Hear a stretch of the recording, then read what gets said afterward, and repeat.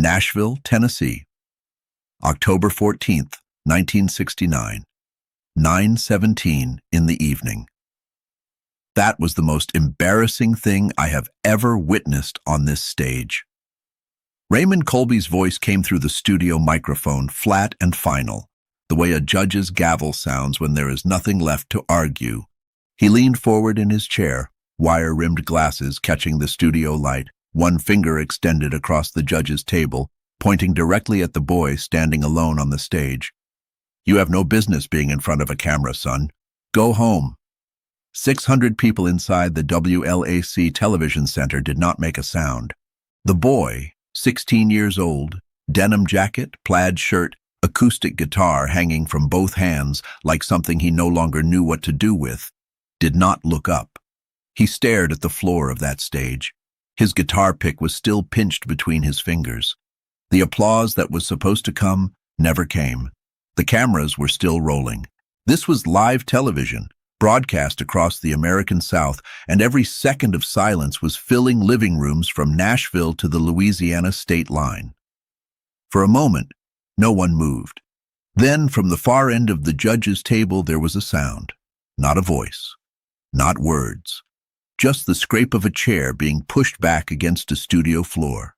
Slow. Deliberate. The kind of sound a man makes when he has already made up his mind and is simply letting the room understand what is about to happen.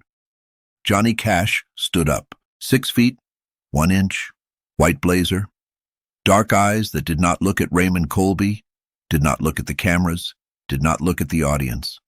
They looked only at the boy on the stage. But that moment didn't start there.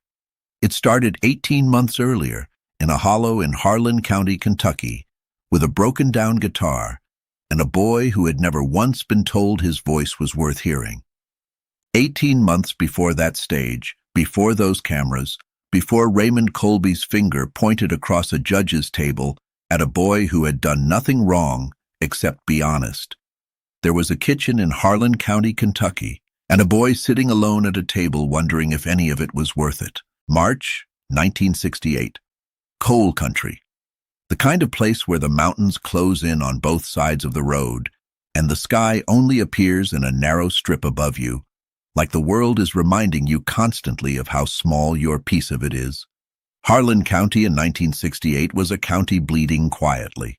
The mines were contracting.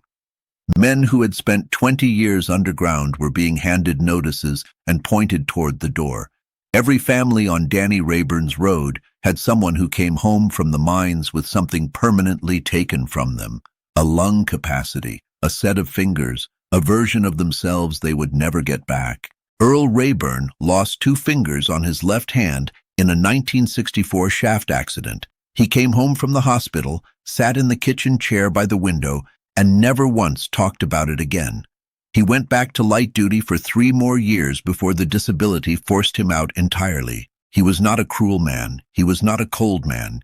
He was a man who had been broken in a specific way that made him unable to recognize that the people around him might be trying to build something. Danny's mother, Clara, worked double shifts at the county hospital laundry 3 days a week. On those days, she left before Danny woke and returned after he was asleep. She was 41 years old and moved like someone carrying weight that never fully set down.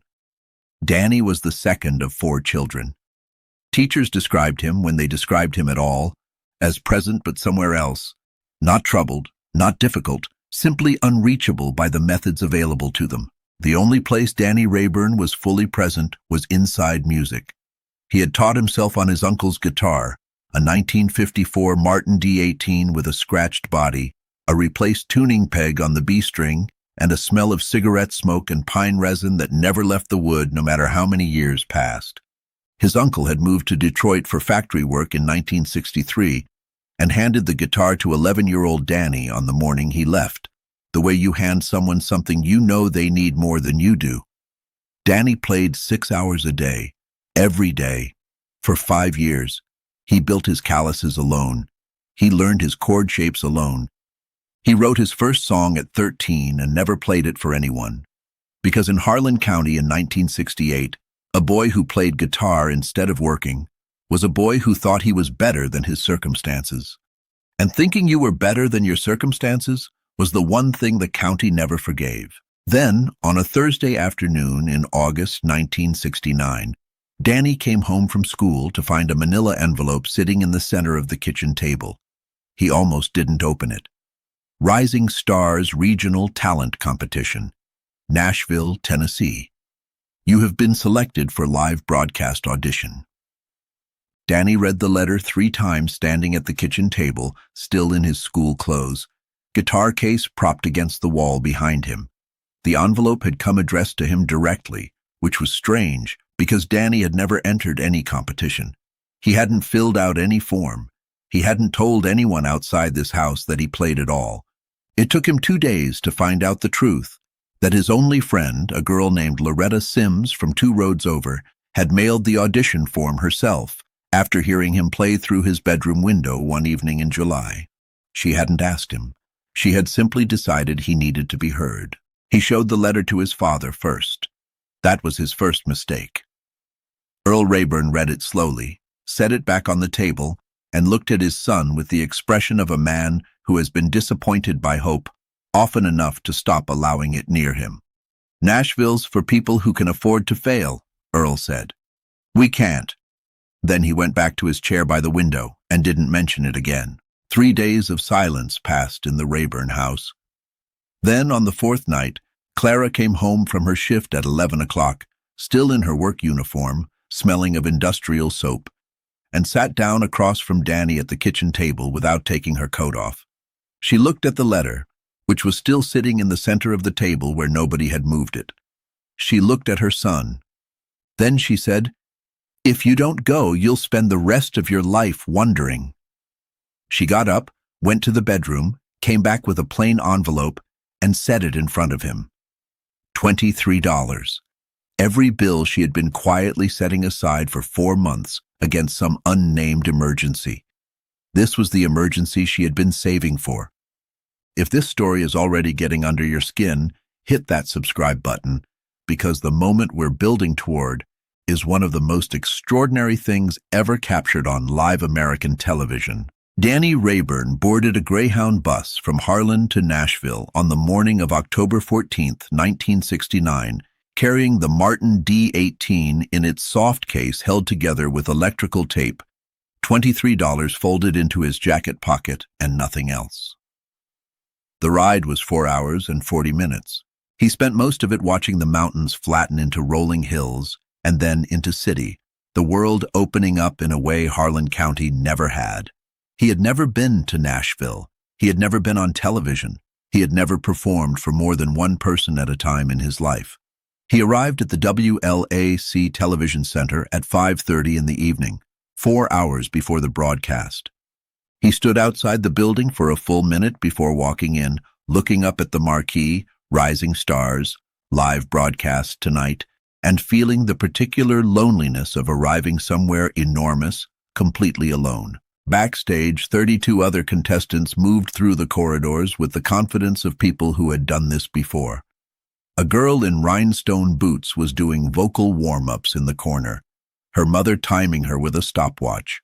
A 16-year-old boy from Memphis had a manager, an actual manager, with a clipboard, walking 2 steps behind him. Danny found a folding chair against a wall, set his electrical tape guitar case between his feet, and watched the room with the careful stillness of someone who has spent a lifetime learning not to draw attention to himself. Then the production assistant led the contestants through the studio for a pre-show walkthrough, and Danny saw the judges' table for the first time. Raymond Colby was already seated, dark suit, wire-rimmed glasses, the particular posture of a man who considers cruelty a professional service. 2 other judges Danny didn't recognize sat beside him. And at the far end of the table, already seated, already watching the contestants file past with dark and unreadable eyes, was the face Danny had known his entire life without ever having met the man. Johnny Cash. White blazer, black shirt underneath. 47 years old and completely, absolutely still. Danny's guitar case slipped in his grip as he passed. The electrical tape pulled loose at one corner and snapped against the case with a sound that was too loud for the quiet room. Cash looked up. His eyes found Danny's for exactly 2 seconds, unhurried, direct. The gaze of a man who sees things other people walk past and then looked away. Danny kept walking. His face was hot. His hands were unsteady. He had been assigned contestant number 19, second to last, which meant 2 full hours of sitting backstage watching Raymond Colby cut performers off mid-song with the red buzzer before Danny's number was ever called. 2 hours of watching, 2 hours of waiting, 2 hours of holding a guitar he suddenly wasn't sure he deserved to carry into a room like this. Contestant number 19 was announced at 9:14 in the evening. Danny Rayburn walked out from the stage wing and the lights hit him like a physical thing, white and hot and indifferent, the kind of light that shows everything and flatters nothing. The audience was a dark mass beyond the camera rigs, 600 people he could feel but not see. The judge's table sat below the stage lip, close enough that he could have reached down and touched it. He didn't look at it. He found the stool at the center of the stage, sat down, adjusted the Martin D18 across his knee, and leaned toward the microphone. He said his name too quietly. He tuned the B string once, the way he always did, the way he had done 10,000 times alone in his room in Harlan County. Then he began to play. He did not play a cover. Every other contestant that night had played something the judges already knew, songs with track records, songs that carried their own credibility into the room before the first note landed. Danny played an original composition. He had written it at 2 a.m. in February, sitting on the edge of his bed with his father asleep down the hall, and it was about Earl Rayburn's left hand, specifically about the 3 remaining fingers, about what those fingers could and could not hold now, about what a man loses when the thing that defined his strength is taken from him by a machine that didn't know his name. He had never given the song a title out loud, but in his head he called it Earl's Hand. Loretta was the one who told him the morning of the bus trip to play the real one. Not a cover, not something safe, the real one. He played the real one. 40 seconds in, something shifted in the room, not dramatically, quietly, the way temperature changes before a storm. A woman in the 3rd row placed her hand over her mouth. The rhinestone boots girl standing in the stage wing stopped moving, and at the far end of the judges' table, Johnny Cash leaned forward almost imperceptibly, his forearms coming to rest on the table's edge, his dark eyes fixed on the boy on the stage. The red buzzer hit at 2 minutes and 14 seconds. Before the final verse, the sound cracked through the studio like something breaking. Danny's hands stopped. He looked up for the first time since sitting on the stool. Raymond Colby settled back in his chair with the unhurried ease of a man performing a service he believes in. He let the silence sit for a moment. Then he leaned into his microphone. "Son, I'm going to stop you there, because doing you the kindness of letting you finish would actually be doing you a cruelty." The audience shifted. A short, uncomfortable laugh from somewhere in the back rows. "You came here tonight with a homemade song, a guitar held together with tape, and the apparent belief that raw feeling is the same thing as talent. It is not. Feeling is where amateurs stop. Talent is what you build after feeling." He gestured toward the stage wings where the other contestants stood watching. "Every person backstage tonight came prepared. They came with craft. They came with something to offer." He turned back to Danny. "You came with an excuse dressed up as a song." He wasn't finished. "I've been judging this competition for 4 years. I have heard nervous performances. I have heard underprepared performances.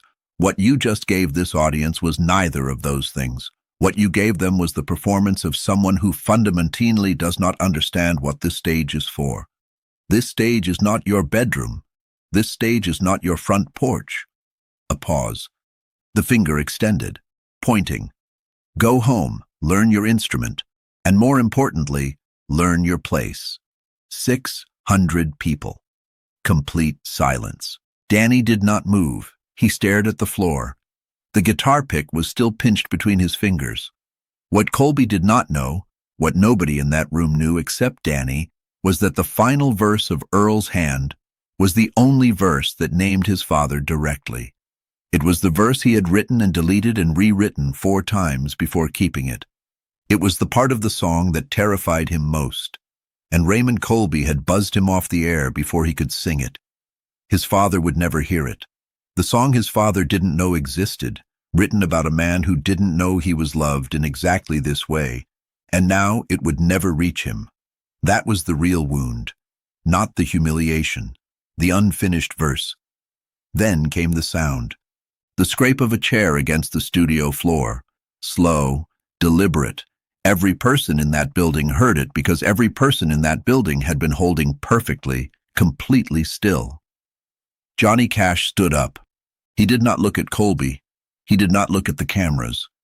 He buttoned the single button on his white blazer with the same unhurried certainty with which he had pushed back his chair, and then he walked around the end of the judges' table and stepped up onto the stage. He crossed to where Danny sat, reached down, and picked up the guitar case from the floor beside the stool. He pressed the loose corner of electrical tape back into place with his thumb. Firmly, carefully. The way you handle something that belongs to someone who cannot afford to replace it. Then he turned to face the audience. Not Colby, not the cameras, just the 600 people sitting in the dark beyond the lights. I grew up in Arkansas picking cotton until my hands bled. The first guitar I ever played was held together with wire and faith and not much else. His voice was quiet.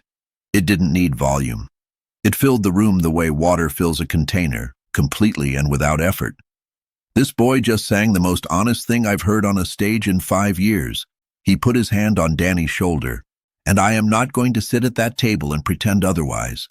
He looked down at Danny then, directly, the way he had looked at him for 2 seconds in the corridor during the walkthrough, unhurried, certain, the gaze of a man who has already decided.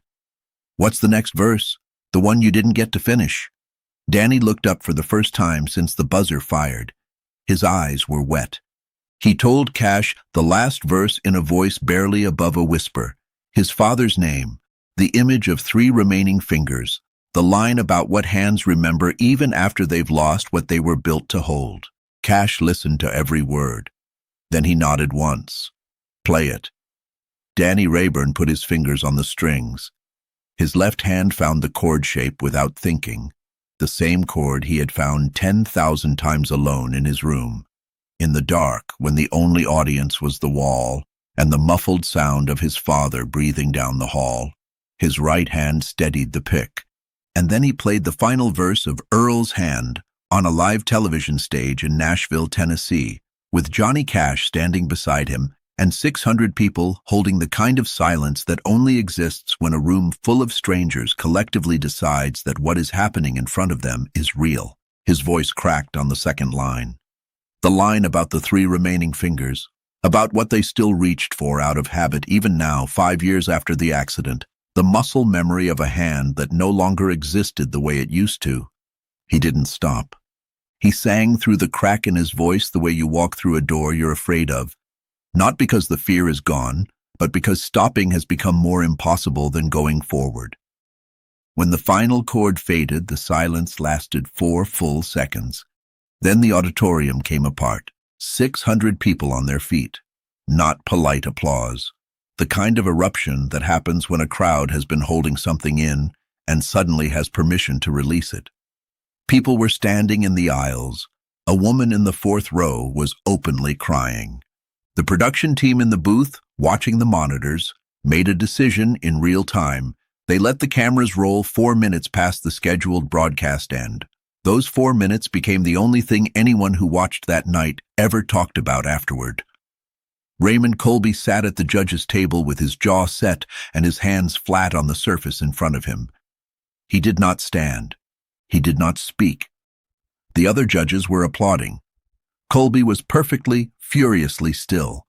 The stillness of a man who understands that something has just happened that he cannot undo and cannot control. If you've made it this far into this story, you already know this is something different. Hit subscribe and stay with us, because what Johnny Cash did after those cameras stopped is the part nobody talks about. After the broadcast ended, the studio lights came down to their working level, and the audience began filing out in the particular dazed quiet of people who have just witnessed something they will describe to other people for the rest of their lives. Most contestants left quickly. Their families gathered them from the wings, collected their instrument cases, moved toward the exits with the deflated energy of a competition night over. Danny sat in a metal folding chair in the green room. He hadn't moved since walking off stage. The Martin D18 was across his knees, both hands resting on the body of it, not playing, just holding. The fluorescent lights hummed above him. A coffee pot on the folding table against the wall had been on since 5 o'clock, and the smell of it had gone from coffee to something older and darker. Nobody came. Nobody checked on him. He sat there with the particular stillness of a person who has been through something large and has not yet decided what it means. He didn't hear Cash come in. He only knew he was there when the chair beside him scraped back and Cash sat down, still in the white blazer, no entourage, no handlers, no one trailing behind him with a schedule or a phone. Just Cash, alone, sitting in the chair next to a 16-year-old boy from Harlan County in a green room that smelled like burnt coffee and old carpet. Cash didn't say anything immediately. He sat the way men sit when they have somewhere to be and have decided it can wait.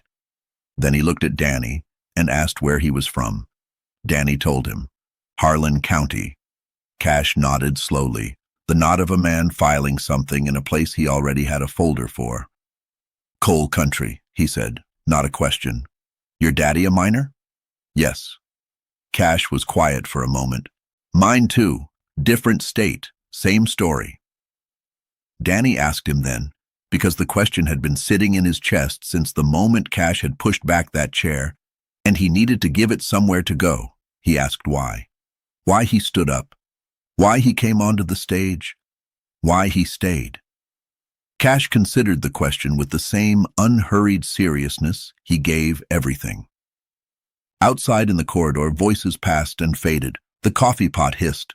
Because that man at the table was about to teach you that honesty is a weakness, Cash said finally. And I wasn't going to sit there and let that be the last thing you heard tonight. He reached into the inside pocket of his blazer and produced a plain white card. He turned it over and wrote a name and a phone number on the back in his own handwriting. Saul Holiff, his manager. He held the card out to Danny. Call that number Monday morning. Tell them you played Rising Stars and I told you to call. Danny looked at the card, then at Cash. Why? Cash stood, straightened his blazer. At the door he stopped, one hand on the frame. What's it called? The song. Earl's Hand. A pause. Something moved across Cash's face that wasn't quite a smile but lived in the same neighborhood.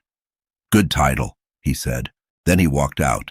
And Danny Rayburn sat alone in that green room, holding a guitar and a business card, staring at a phone number written in Johnny Cash's handwriting, wondering if Monday morning would ever actually come. Danny Rayburn misdialed twice on Monday morning. His hands were shaking that badly. The third time, the line connected. A man answered on the second ring, efficient, businesslike, the voice of someone whose entire professional life was spent managing the gap between what artists were and what the world needed them to become. Danny said his name, said he had played Rising Stars on Tuesday night, said Johnny Cash had told him to call. There was a pause on the other end of the line that lasted long enough for Danny to wonder if he had made a terrible mistake. Then Saul Holiff said, Can you be in Nashville on Thursday? This story is far from over. Subscribe now and stay with us for every story we tell, because the ones coming next are just as extraordinary as this one. Danny Rayburn never became a household name. That is the honest truth of what followed, and it is important to say it plainly because the most powerful part of this story has nothing to do with fame. Within a week of that phone call, he was in a recording studio for the first time in his life, the smell of the soundproofing and the weight of the studio microphone so foreign to him that he stood in front of it for a full minute without singing. Within a month he had a demo, 4 songs, including Earl's Hand, recorded properly for the first time, the final verse intact and uninterrupted. Within 6 months, he had a regional record deal through an independent Nashville label connected to Cash's management circle. His first album came out in the spring of 1971. It did not sell in enormous numbers. Critics in 2 Nashville music publications reviewed it favorably, one of them describing his voice as carrying the particular weight of someone who had learned to sing in private and had never quite lost the sound of that. He played clubs, roadhouses, church halls, and county fairs across Kentucky, Tennessee, and West Virginia for the next 11 years. He made enough to live. He made enough to send his mother Clara $200 every month from 1972 until she retired in 1983. He never once went back to the coal mines. Raymond Colby was removed from the Rising Stars judging panel before the following season began. The network had received more viewer complaints about the October 14th, 1969 broadcast than any episode in the show's 7-year history. He never worked in American television again. In a 1973 interview, a journalist asked Johnny Cash if he ever had regrets about decisions he'd made in his career. Cash said no. Then, after a pause, he added something unprompted. "I once sat at a table when I should have already been standing. I try not to make that mistake anymore." The journalist moved on to the next question. He didn't know what Cash meant. Most people reading that interview didn't know either. Danny Rayburn knew exactly what he meant. In 1974, Earl Rayburn drove 4 hours alone to see his son play a Thursday night show at a small venue in Lexington, Kentucky. He told nobody he was going. He sat in the back, away from the people who knew Danny's name, and he watched the entire set without moving. After the show, Danny found him standing by the bar with his jacket still buttoned, the way Earl always stood in places where he felt slightly out of his depth but refused to show it. Danny waited. Earl put his left hand on his son's shoulder, the damaged one, 3 fingers now, the hand the song was written about, and held it there for a moment. He didn't say he was proud. Earl Rayburn was not built for that sentence. What he said was, "I heard you on the radio last month. Didn't tell you." For a man like Earl Rayburn, that was everything. That was the whole dictionary. If this story moved you the way it moved us, subscribe right now, because every single week we bring you the moments from the golden era that history almost forgot. Somewhere in Harlan County, Kentucky, there is a 1954 Martin D 18 guitar with a replaced tuning peg on the B string and a soft case that still has the ghost of electrical tape along one corner, where it was pressed back into place by a man in a white blazer on a Nashville stage in 1969. It still smells like cigarette smoke and pine resin. It still plays perfectly, because some things, once they find their voice, cannot be silenced by a single man with a buzzer and a belief that honesty is something to be corrected. Raymond Colby was wrong about what that stage was for. Johnny Cash knew exactly what it was for. So did a 16-year-old boy from Harlan County who played the real song when every instinct told him to play something safe and changed the entire direction of his life in 2 minutes and 14 seconds before a buzzer ever had the chance to stop him.